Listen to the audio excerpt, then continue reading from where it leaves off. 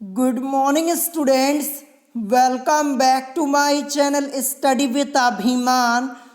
आज मैं आप लोगों के लिए यूपी पॉलिटेक्निक एंट्रेंस एग्ज़ाम 2022 के लिए साइंस में केमिस्ट्री से related top 20 most important questions लेकर आया हूँ। आज की इस वीडियो में मैं आप सभी स्टूडेंट्स को साइंस में केमिस्ट्री से related top 20 most important question solve करवाने वाला हूं और ये सभी क्वेश्चंस आप लोगों के एंट्रेंस एग्जाम के पॉइंट ऑफ व्यू से मोस्ट इम्पॉर्टेंट क्वेश्चंस हैं। तो आप सभी स्टूडेंट्स मुझे कमेंट करके ये ज़रूर बताइएगा कि मेरे आंसर बताने से पहले आप लोगों ने कितने क्वेश्चंस के आंसर्स अपने आप करेक्ट कर लिए थे। ये आप लोगों को कमेंट बॉक्स में कमेंट करके ज़रूर बताना है। तो चलिए फिर आज की इस वीडियो को स्टार्ट करते हैं और देखते हैं आज का क्वेश्चन नंबर फर्स्ट यहाँ पे क्या दिया है। क्वेश्चन नंबर फर्स्ट आप लोगों को आपकी स्क्रीन के ऊपर दिख रहा होगा। यहाँ पे क्वेश्चन लिखा है कि हाइड्रोजन की खोज किसके द्वारा की गई थी। चार ऑप्शंस आप लोगों को आपकी स्क्रीन के ऊपर दिख रहे होंगे। ऑप्शन ए दिया है चार्ल्स, ऑप्शन बी दिया है कैवेंडिश, ऑप्शन सी दिया है प्रिस्टले और ऑप्शन डी दिया है बॉयल। अभी कुछ दिन पहले ही मैंने आप लोगों को ये क्वेश्चन सॉल्व कराया हुआ था। ये क्वेश्चन आपका मोस्ट इंपॉर्टेंट है, ध्यान रखिएगा। तो हाइड्रोजन की खोज किसके द्वारा की गई थी। इस क्वेश्चन का करेक्ट आंसर क्या हो जाएगा। इसका करेक्ट आंसर आपका हो जाएगा ऑप्शन बी यानी कैवेंडिश। और कैवेंडिश का पूरा नाम क्या है, तो इनका पूरा नाम है हेनरी कैवेंडिश। ये भी आपको ध्यान रखना है। तो हाइड्रोजन की खोज किसके द्वारा की गई थी, तो हाइड्रोजन की खोज की गई थी हेनरी कैवेंडिश के द्वारा। ऑप्शन बी इस क्वेश्चन का आपका करेक्ट आंसर हो जाएगा। अब चलिए इसके बाद देखते हैं नेक्स्ट क्वेश्चन। यहाँ पे क्वेश्चन नंबर सेकंड क्या दिया है।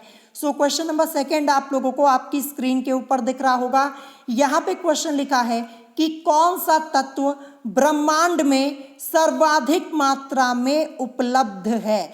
ध्यान रखिएगा, यहाँ पे ब्रह्मांड में पूछा जा रहा है, यानी यूनिवर्स में पूछा जा रहा है। ध्यान रखिएगा, पृथ्वी पर नहीं पूछा जा रहा है, ब्रह्मांड में पूछा जा रहा है। चार ऑप्शंस आप लोगों को आपकी स्क्रीन के ऊपर दिख रहे होंगे।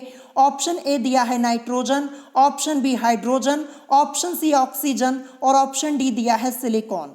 क्वेश्चन नंबर सेकंड, इसका करेक्ट आंसर क्या हो जाएगा। इसका करेक्ट आंसर आपका हो जाएगा ऑप्शन बी यानी हाइड्रोजन। यानी कौन सा तत्व ब्रह्मांड में सर्वाधिक मात्रा में उपलब्ध है, तो हाइड्रोजन। ध्यान रखिएगा, ऑप्शन बी इस क्वेश्चन का करेक्ट आंसर हो जाएगा।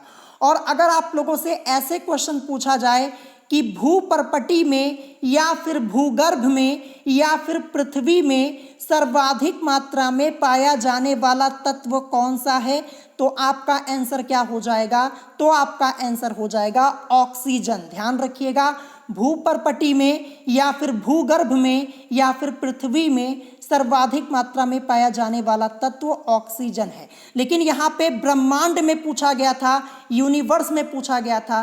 करेक्ट आंसर आपका ऑप्शन बी होगा यानी हाइड्रोजन। अब चलिए इसके बाद देखते हैं नेक्स्ट क्वेश्चन। यहाँ पे क्वेश्चन नंबर थर्ड क्या दिया है।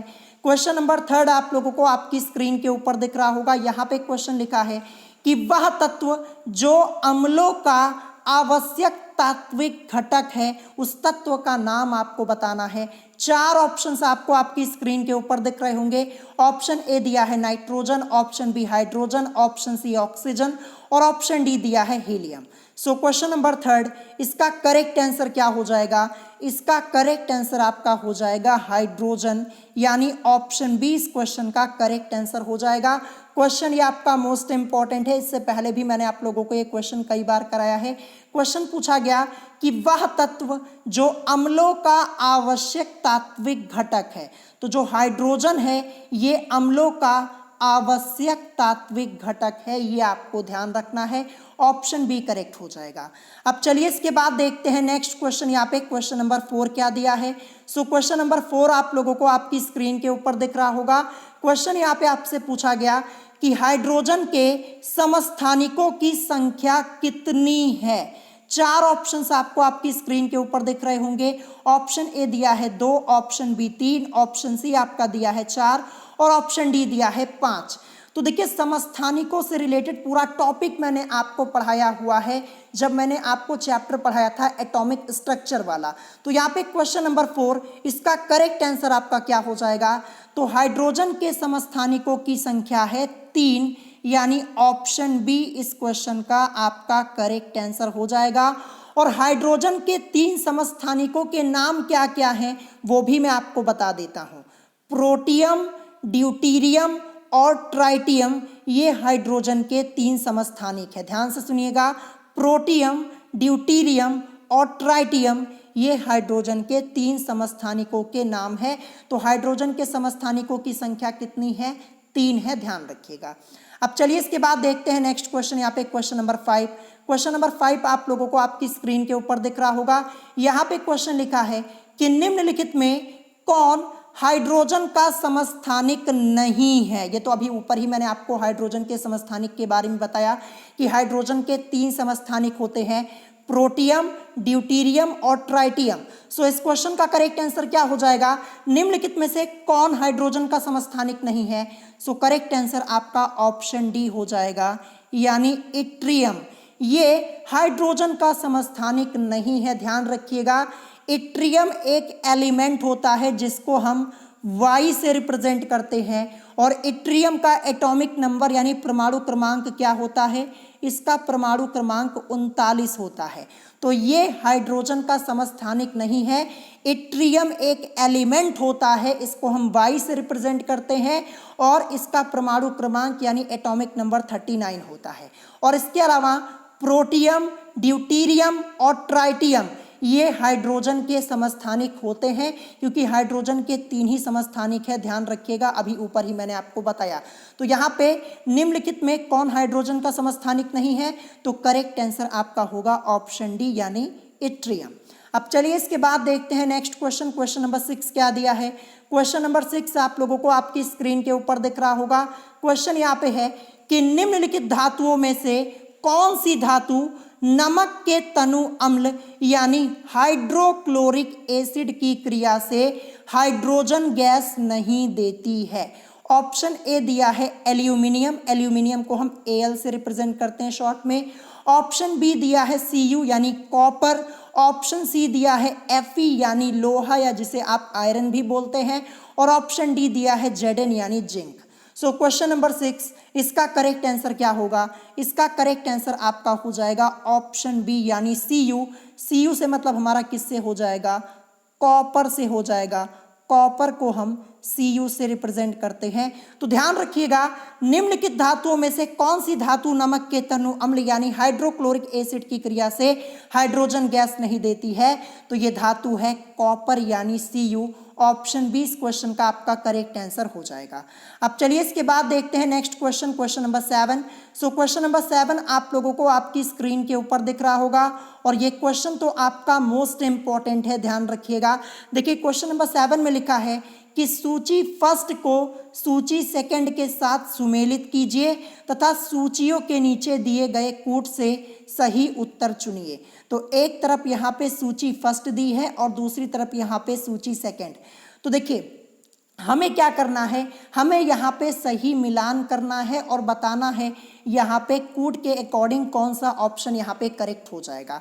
अब देखिए सबसे पहले क्या दिया है यहाँ पे? लैक्टिक अम्ल। अब लैक्टिक अम्ल ये किस में पाया जाता है?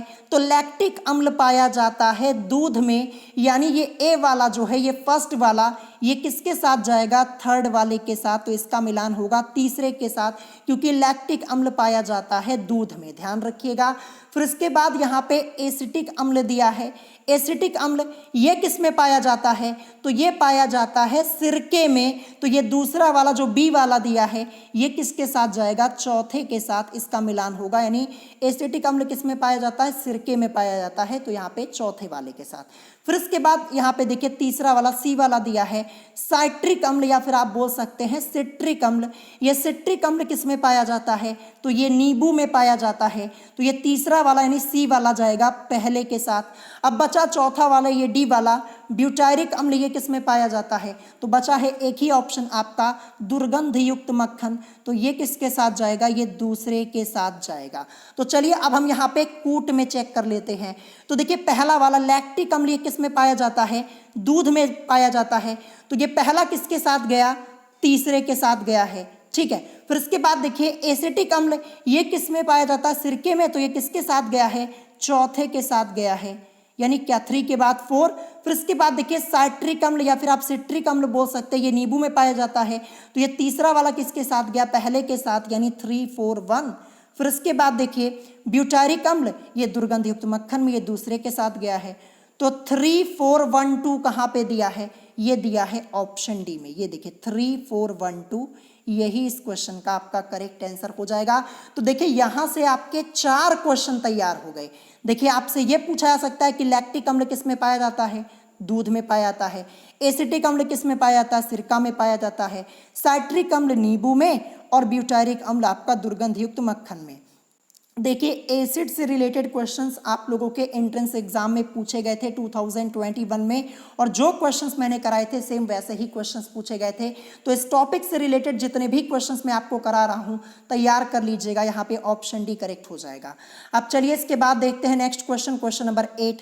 क्वेश्चन नंबर 8 दिया है कि इमली यानी टैमरिंड में कौन सा अम्ल पाया जाता है? ऑप्शन ए दिया है एसिटिक अम्ल, ऑप्शन बी साइट्रिक अम्ल, ऑप्शन सी टार्ट्रिक अम्ल, और ऑप्शन डी दिया है ऑक्सैलिक अम्ल। सो क्वेश्चन नंबर 8 इसका करेक्ट आंसर क्या होगा? इसका करेक्ट आंसर आपका हो जाएगा ऑप्शन सी, यानी टार्ट्रिक अम्ल, टार्ट्रिक एसिड। यानी इमली यानी टैमरिंड में कौन सा अम्ल पाया जाता है? टार्ट्रिक अम्ल पाया जाता है। ऑप्शन सी करेक्ट हो जाएगा। क्वेश्चन ये आपका मोस्ट इंपॉर्टेंट है, इस टाइप के क्वेश्चंस पूछे गए थे 2021 के एंट्रेंस एग्जाम में, ध्यान रखिएगा। अब चलिए इसके बाद देखते हैं नेक्स्ट क्वेश्चन, यहाँ पे क्वेश्चन नंबर 9। क्वेश्चन नंबर 9 ये क्वेश्चन आपका मोस्ट इंपॉर्टेंट है, ध्यान रखिएगा। और इससे पहले भी मैंने आप लोगों के क्वेश्चन कई बार कराया है। क्वेश्चन यहाँ पे है कि अम्ल वर्षा यानी एसिड रेन किसके कारण होती है, ये आपको बताना है। 4 ऑप्शंस आप लोगों को आपकी स्क्रीन के ऊपर दिख रहे होंगे। सो क्वेश्चन नंबर 9 इसका करेक्ट आंसर क्या होगा? इसका करेक्ट आंसर आपका हो जाएगा SO2 और NO2 के कारण होती है। SO2 से मतलब सल्फर डाइऑक्साइड और NO2 से मतलब नाइट्रोजन डाइऑक्साइड, यानी अम्ल वर्षा सल्फर डाइऑक्साइड और नाइट्रोजन डाइऑक्साइड के कारण होती है, यानी SO2 और NO2 के कारण होती है। ऑप्शन ए करेक्ट हो जाएगा। मोस्ट इंपॉर्टेंट क्वेश्चन है, तैयार कर लीजिएगा। अब चलिए इसके बाद देखते हैं क्वेश्चन नंबर 10 यहाँ पे क्या दिया है। क्वेश्चन नंबर 10 यहाँ पे है कि अमोनिया में उपस्थित होता है। ऑप्शन ए दिया है नाइट्रोजन व हाइड्रोजन, ऑप्शन बी हाइड्रोजन व ऑक्सीजन, ऑप्शन सी सल्फर व क्लोरीन, और ऑप्शन डी नाइट्रोजन व सल्फर। बहुत ही सिंपल सा क्वेश्चन है। अगर आपको अमोनिया का फॉर्मूला पता हो तो अमोनिया का फॉर्मूला क्या होता है? NH3, यही तो अमोनिया का फॉर्मूला होता है। अब देखिए अमोनिया में N से मतलब किससे होता है? नाइट्रोजन से, और H से हमारा मतलब किससे होता है? हाइड्रोजन से। तो अमोनिया में क्या उपस्थित होता है? नाइट्रोजन व हाइड्रोजन, यानी ऑप्शन ए करेक्ट हो जाएगा। तो कितना सिंपल सा क्वेश्चन था, अगर आपको फॉर्मूला पता है तो ऑप्शन ए करेक्ट हो जाएगा। मैं आप सभी स्टूडेंट्स को बता दूं, देखिए रासायनिक सूत्र और रासायनिक नाम के ऊपर, यानी तत्वों के रासायनिक सूत्र और रासायनिक नाम के ऊपर मैंने अलग से वीडियो बना दी है। आप चैनल पर जाइएगा, 2022 की केमिस्ट्री की प्लेलिस्ट चेक कर लीजिएगा, आपको वहां पे वीडियो मिल जाएगी। सो इस क्वेश्चन का करेक्ट आंसर ऑप्शन ए होगा। अब चलिए इसके बाद देखते हैं next question, question number 11। Question number 11 दिया है कि हैबर विधि द्वारा अमोनिया के उत्पादन में किस उत्प्रेरक यानी कैटलिस्ट का उपयोग किया जाता है? ऑप्शन ए दिया है लोहा, option B platinum, option C nickel, और option D alumina. So question number 11, इस क्वेश्चन का करेक्ट आंसर क्या होगा? इसका करेक्ट आंसर आपका यहाँ पे हो जाएगा ऑप्शन ए, यानी लोहा, या जिसे आप आयरन भी बोलते हैं, आयरन के नाम से भी जानते हैं। तो ऑप्शन में आपको लोहा या फिर आयरन लिखा हुआ मिल सकता है, ध्यान रखिएगा। क्वेश्चन ये आपका मोस्ट इंपॉर्टेंट है। क्वेश्चन क्या पूछा गया? क्वेश्चन पूछा गया कि हैबर विधि द्वारा अमोनिया के उत्पादन में किस उत्प्रेरक यानी कैटलिस्ट का उपयोग किया जाता है? तो लोहा यानी आयरन का प्रयोग किया जाता है, ये आपको ध्यान रखना है। अब चलिए इसके बाद देखते हैं next question, question number 12। Question number 12 है कि जल में आसानी से घुलनशील है। ऑप्शन ए दिया है carbon, option B nitrogen, option C ammonia और ऑप्शन डी आयोडीन। आपको बताना है कि इन चारों में से जल में आसानी से कौन घुलनशील है। सो करेक्ट आंसर क्या होगा? करेक्ट आंसर हो जाएगा ऑप्शन सी यानी अमोनिया। और अमोनिया का फॉर्मूला क्या होता है? NH3 होता है। ध्यान रखिएगा, आपसे फॉर्मूला भी पूछा जा सकता है। अब चलिए इसके बाद देखते हैं next question, question number 13। Question number 13 आपको आपकी स्क्रीन के ऊपर दिख रहा होगा। ये आपका एक न्यूमेरिकल टाइप का क्वेश्चन है और पहले भी मैंने आपको एक क्वेश्चन सॉल्व कराया हुआ है। क्वेश्चन क्या है कि कार्बन परमाणु में होते हैं, 4 ऑप्शंस आपको आपकी स्क्रीन के ऊपर दिख रहे होंगे। ऑप्शन ए दिया है 6 इलेक्ट्रॉन 6 प्रोटॉन तथा 12 neutron, option B 6 electron 6 proton तथा 6 neutron, option C 6 electron 12 proton तथा 6 न्यूट्रॉन और ऑप्शन डी 12 इलेक्ट्रॉन 6 प्रोटॉन और 6 न्यूट्रॉन। अब इसको कैसे सॉल्व करेंगे? बहुत ही सिंपल सा क्वेश्चन है। देखिए कार्बन का एटॉमिक नंबर क्या होता है? 6 होता है। कार्बन को हम C से रिप्रेजेंट करते हैं, ये आप सब लोगों को पता होगा। कार्बन को हम C से रिप्रेजेंट करते हैं, एटॉमिक नंबर इसका 6 होता है। इलेक्ट्रॉनिक कन्फिग्रेशन कर लेते हैं 1s2 2s2 और 2p2, ये इसका इलेक्ट्रॉनिक कन्फिग्रेशन हो जाएगा। अगर जर्नल फॉर्म में लिखेंगे, पहले में 2 इलेक्ट्रॉन, दूसरे में 2s2 2p2, 2 और 2 मिलके 4, यानी 2,4 ये इसका इलेक्ट्रॉनिक कन्फिग्रेशन हो जाएगा। अब देखिए यहाँ पे मैंने आप लोगों को कुछ रिलेशन बताए हुए हैं। जब मैंने आपको चैप्टर पढ़ाया था एटॉमिक स्ट्रक्चर वाला, इस टाइप के कई क्वेश्चंस मैंने आपको सॉल्व कराए हैं। तो देखिए मैंने आपको एक रिलेशन बताया था कि इलेक्ट्रॉनों की संख्या बराबर प्रोटॉनों की संख्या होता है। तो यहाँ पे देखिए कार्बन में, यहाँ पे देखिए इलेक्ट्रॉनों की संख्या कितनी हो जाएगी, कैसे निकालेंगे? देखिए सबसे पहले मैं आपको रिलेशन बता देता हूं। इलेक्ट्रॉनों की संख्या बराबर प्रोटॉनों की संख्या होता है और प्रोटॉनों की संख्या बराबर होता है परमाणु क्रमांक के। तो कार्बन का परमाणु क्रमांक क्या है? 6 है। तो प्रोटॉनों की संख्या इसमें कितनी हो जाएगी?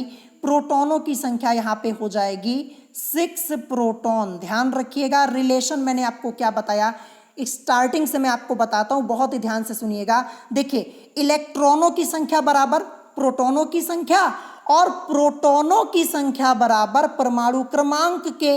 तो जब कार्बन का परमाणु क्रमांक 6 है तो प्रोटॉनों की संख्या इसमें कितनी हो जाएगी? 6 हो जाएगी। और अभी मैंने आपको क्या बताया कि इलेक्ट्रॉनों की संख्या बराबर प्रोटॉनों की संख्या। तो देखिए यहाँ पे जब प्रोटॉन 6 हैं तो इलेक्ट्रॉन कितने हो जाएंगे? इलेक्ट्रॉन भी यहाँ पे 6 होंगे। ध्यान रखिएगा, एक बार मैं फिर से आपको रिलेशन बता देता हूं। देखिए इलेक्ट्रॉनों की संख्या बराबर प्रोटॉनों की संख्या, प्रोटॉनों की संख्या बराबर परमाणु क्रमांक के, या फिर आप ऐसे भी बोल सकते हैं कि जो इलेक्ट्रॉनों की संख्या होती है वो परमाणु क्रमांक के बराबर होती है, ऐसा भी आप बोल सकते हैं। ध्यान रखिएगा। तो यहाँ पे 6 इलेक्ट्रॉन हो जाएंगे, ठीक है। और इलेक्ट्रॉन के ऊपर ऐसे निगेटिव का चार्ज भी होता है, यहाँ पे ऑप्शन में नहीं दिया है, नहीं लगा हुआ है, लेकिन ध्यान रखिएगा होता है, ठीक है। तो यहाँ पे 6 इलेक्ट्रॉन हो गए। अब हमें यहाँ पे न्यूट्रॉनों की संख्या भी तो निकालनी है। n की वैल्यू तो अभी हमें यहाँ पे पता नहीं चली है। तो न्यूट्रॉनों की संख्या निकालने के लिए हम क्या करेंगे? देखिए न्यूट्रॉनों की संख्या बराबर यहाँ पे क्या हो जाएगा? कार्बन का परमाणु भार और माइनस प्रोटॉनों की संख्या। तो कार्बन का परमाणु भार कितना होता है? कार्बन का परमाणु भार होता है 12। इस देखिए परमाणु क्रमांक इसका 6, इसी का दुगना इसका परमाणु भार होता है। तो परमाणु भार कार्बन का 12 होता है और इसमें से हम लेस कर देंगे प्रोटॉनों की संख्या को, यानी 6 को लेस करेंगे, 12 में से 6 को लेस करेंगे तो हमें क्या मिलेगा? 6 न्यूट्रॉन। यानी कार्बन परमाणु में 6 इलेक्ट्रॉन, 6 प्रोटॉन और 6 न्यूट्रॉन उपस्थित हैं। ध्यान रखिएगा, इतने होते हैं। तो देखिए यहाँ पे न्यूट्रॉनों की संख्या निकालने के लिए क्या करना था? कार्बन के परमाणु भार में से हम लेस करेंगे प्रोटॉनों की संख्या को। तो यहाँ पे करेक्ट आंसर आपका क्या होगा, ऑप्शन बी हो जाएगा। 6 इलेक्ट्रॉन, 6 प्रोटॉन और 6 न्यूट्रॉन। क्वेश्चन आपका इंपॉर्टेंट है, प्रैक्टिस कर लीजिएगा। नेक्स्ट क्वेश्चन देखते हैं, क्वेश्चन नंबर 14। क्वेश्चन नंबर 14 है कि एक ही रासायनिक तत्वों के विभिन्न प्रारूप को कहते हैं। मोस्ट इंपॉर्टेंट क्वेश्चन है, इसमें स्टूडेंट्स काफी कंफ्यूज हो जाते हैं। क्वेश्चन है कि एक ही रासायनिक तत्वों के विभिन्न प्रारूप को कहते हैं, ऋणायन, धनायन, बफर या फिर अपरूप। तो करेक्ट आंसर क्या हो जाएगा, ऑप्शन डी, यानी अपरूप कहते हैं। एक ही रासायनिक तत्वों के विभिन्न प्रारूप को क्या कहते हैं, अपरूप। ऑप्शन डी करेक्ट होगा। नेक्स्ट क्वेश्चन देखते हैं, क्वेश्चन नंबर 15 यहाँ पे दिया है, हीरा और ग्रेफाइट किसके अपरूप है। ये तो क्वेश्चन मैंने आप लोगों को कई बार कराया हुआ है। ऑप्शन है ए दिया है silicon, option B selenium, option C carbon और ऑप्शन डी टिन। तो देखिए हीरा और ग्रेफाइट ये कार्बन के अपरूप है, ध्यान रखिएगा। ऑप्शन सी इस क्वेश्चन का करेक्ट आंसर होगा। क्वेश्चन ये आपका मोस्ट इंपॉर्टेंट है, आपके एंट्रेंस एग्जाम में पूछा जा सकता है इस बार। अब चलिए नेक्स्ट क्वेश्चन देखते हैं, क्वेश्चन नंबर 16।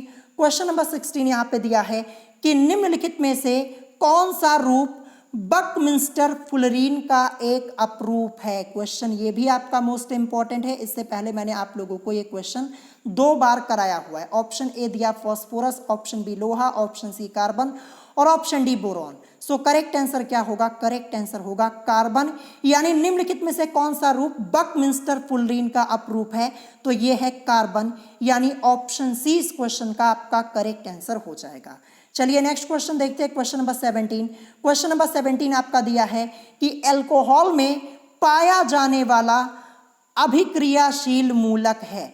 ऑप्शन ए आपका यहाँ पे दिया है, देखिए ओ दिया, यहाँ पे बॉन्ड आपका लगा है। फिर ऑप्शन बी आपका सी डबल बॉन्ड ओ दिया है, फिर यहाँ पे बॉन्ड CHO दिया है और बॉन्ड OH दिया है। सो क्वेश्चन नंबर 17 इसका करेक्ट आंसर क्या हो जाएगा, करेक्ट आंसर आपका होगा यहाँ पे बॉन्ड OH। ध्यान रखिएगा, अल्कोहल में पाया जाने वाला अभिक्रियाशील मूलक है, या फिर आपसे पूछा सकता है कि क्रियाशील समूह है, तो करेक्ट आंसर आपका क्या होगा, ऑप्शन डी बॉन्ड OH। और मैं आपको बता दूं ये question UP polytechnic entrance exam 2017 में पूछा जा चुका है। आपसे अल्कोहल का अभिक्रियाशील मूलक या फिर आप बोल सकते हैं क्रियात्मक समूह पूछा जा चुका है। तो यहाँ पे बॉन्ड OH होता है, ध्यान रखिएगा। ऑप्शन डी इस क्वेश्चन का आपका करेक्ट आंसर हो जाएगा। अब चलिए इसके बाद देखते हैं next question, question number 18। Question number 18 है कि कीटोन में कौन सा अभिक्रियाशील मूलक उपस्थित रहता है, या फिर क्वेश्चन आपसे ऐसे भी पूछा जा सकता है कि कौन सा क्रियाशील मूलक उपस्थित रहता है, या फिर कौन सा क्रियात्मक समूह होता है, ऐसे भी आपसे पूछा जा सकता है। 4 ऑप्शंस आप लोगों को आपकी स्क्रीन के ऊपर दिख रहे होंगे। सो क्वेश्चन नंबर 18 इसका करेक्ट आंसर आपका क्या होगा, इसका करेक्ट आंसर होगा option C double bond O। देखिए ये आपको ऑप्शन में ऐसे भी लिखा हुआ मिल सकता है, मैं आपको साइड में लिख के बता देता हूं। देखिए सी लिखा रहता है, फिर एक बॉन्ड ऐसे बना होता है, एक बॉन्ड ऐसे बना होता है, फिर यहाँ पे डबल बॉन्ड ऐसे लगा रहता है और O लिखा होता है। तो ऐसे भी ऑप्शन में आपको लिखा हुआ मिल सकता है, एक तो ऐसे और एक तो ऐसे। तो दोनों तरीके से आपको ध्यान रखना है, ये भी आपका करेक्ट है और ये भी आपका करेक्ट है। सो यहाँ पे ऑप्शन सी करेक्ट होगा। अब नेक्स्ट क्वेश्चन देखते हैं, क्वेश्चन नंबर 19। सल्फापायरिडीन औषधि का प्रयोग किया जाता है। ये क्वेश्चन आपके एंट्रेंस एग्जाम में पूछा जा चुका है, और औषधि से रिलेटेड एक अलग से वीडियो मैंने बनाई हुई है, जहां पे मैंने आपको सभी मेडिसिन से रिलेटेड इंपॉर्टेंट पॉइंट्स बताए हैं और क्वेश्चंस बताए हुए हैं। आप चैनल पे जाके चेक कर लीजिएगा, 2022 की केमिस्ट्री की प्लेलिस्ट, वहां पे आपको वीडियो मिल जाएगी। तो सल्फापायरिडीन औषधि का प्रयोग किया जाता है निमोनिया में। ऑप्शन ए इस क्वेश्चन का करेक्ट आंसर हो जाएगा। अब चलिए आज का लास्ट क्वेश्चन देखते हैं, क्वेश्चन नंबर 20। क्वेश्चन नंबर 20 है कि निम्नांकित में कौन समजात है। ऑप्शन ए आपका दिया है CH4 एवं C2H4, ऑप्शन बी C2H2 एवं C6H6, ऑप्शन सी दिया है C2H5OH व CH3OCH3, और ऑप्शन डी CH4 एवं C2H6। अब देखिए यहाँ पे समजात लिखा है, समजात से हमारा मतलब क्या हो जाएगा, समान क्रियात्मक समूह वाले यौगिक। ध्यान रखिएगा, समान क्रियात्मक समूह के जो होते हैं यौगिक, उनको हम समजात कहते हैं, ध्यान रखिएगा। तो यहाँ पे करेक्ट आंसर आपका क्या होगा? करेक्ट आंसर आपका ऑप्शन डी हो जाएगा, यानी CH4 और C2H6 ये क्या है? ये समजात हैं, ध्यान रखिएगा। ऑप्शन डी इस क्वेश्चन का आपका करेक्ट आंसर हो जाएगा। इस टाइप के क्वेश्चंस आप लोगों के एंट्रेंस एग्जाम में जरूर पूछे जाते हैं, प्रैक्टिस कर लीजिएगा, ठीक है, ध्यान रखिएगा। या फिर ऐसे भी क्वेश्चन पूछा जा सकता है कि सजातीय श्रेणी करके, ऐसे भी आपसे क्वेश्चन पूछा जा सकता है, ध्यान रखिएगा, ठीक है। तो यहाँ पे करेक्ट आंसर आपका ऑप्शन डी होगा, CH4 और C2H6। ये किसके फॉर्मूले यहाँ पे लिखे हुए हैं? देखिए CH4 ये मेथेन का होता है और C2H6 ये किसका होता है? ये आपका एथेन का होता है, ये आप सब लोगों को पता होगा। सो ऑप्शन डी करेक्ट हो जाएगा। सो आज की इस वीडियो में मैंने आप लोगों को total 20 most important question solve कराए हैं। अगर आपको कोई क्वेश्चन नहीं समझ में आया हो तो आप मुझसे कमेंट करके पूछ सकते हैं। और अगर आज की वीडियो आप लोगों को पसंद आई हो तो वीडियो को लाइक करना मत भूलिएगा और साथ ही साथ हमारे चैनल स्टडी विद अभिमान को सब्सक्राइब करना मत भूलिएगा। सो आज की वीडियो में इतना ही, मिलेंगे नेक्स्ट वीडियो में। Thanks for watching.